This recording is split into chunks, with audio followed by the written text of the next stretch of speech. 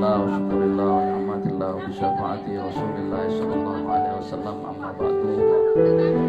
Seluruh lapisan masyarakat yang hadir dari pemerintahan provinsi atau kota hadir di sini, Bu Lurah, dan hadirin wal hadirat, ibu-ibu masyarakat yang terkena musibah kebakaran di Kelurahan Tiga Puluh Empat kemarin. Pastinya hari ini kami hadir di Kelurahan 340 ini menghibur, meringankan kebakaran itu. Yang kami hanya memanjatkan doa, mudah-mudahan Allah Subhanahu wa Ta'ala memberikan satu musibah ini akan diganti derajatnya yang lebih tinggi lagi. Amin. Setiap yang diuji itu pasti nak naik derajat. Jadi dengan kesabaran dan keikhlasan, insya Allah ibu-ibu, ada bantuan kami ini memang tidak seberapa, paling tidak bisa meringankan. Dulur-dulur Cik Idham, hari ini kami mengunjungi saudara-saudara kami di Kelurahan 340 yang mendapatkan musibah kebakaran. Hari ini kami bersama Pak RW, Pak Aminuddin, bersama Ibu Evi, ada Abah Ali di sini. Coba Pak diceritakan dulu, mana asal kejadian api? Api itu awal mulanya dari rumah ini. Awal ini api itu sudah tahunan sudah tuh besar. Sekitar kurang lebih pukul 14. Awal mula api itu.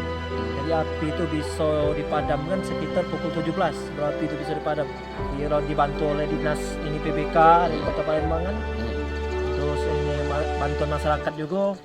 Itu kemarin tuh kendala masalah banyunya kita nih kan susah, emang banyu surut posisi kemarin dan banyu kering kan. Jadi kemarin tuh kita eksekusi, aku juga ikut kemarin tuh di sini ini bantu masyarakat sini, ada yang luko, ada yang ini kan menyelamatkan barangnya kan, kami kumpulkan kemarin sinilah lokasi kemarin. Berapa rumah nih Pak? Kalau untuk sekarang ini 20 rumah yang jadi korban. 20 rumah sama kalau hitung atau kakaknya 33 kakak. 33 kakak. Ada ini yang meninggal Pak? Alhamdulillah ada kati. Ya luka-luka ringan, cuma luka kena gesekan seng, kena paku mungkin kan. Kalau untuk meninggal alhamdulillah ada kati. Jadi warga-warga yang kena ini kemana sekarang Pak? Sekarang ngungsi di kita dari dinas sosial sudah ada tenda. Terus dia juga nginep di rumah-rumah warga seputaran yang dekat sama sini kan. Jadi ditumpangi oleh warga nih untuk hidup nginep seperti di yang depan itu ada tadi. Jadi kumpul situ yang warga-warga korban ini yang emang rumahnya emang 100% rusak, dibantu oleh masyarakat sini, diarahkan oleh Pak RT juga untuk ditampung di rumah warga.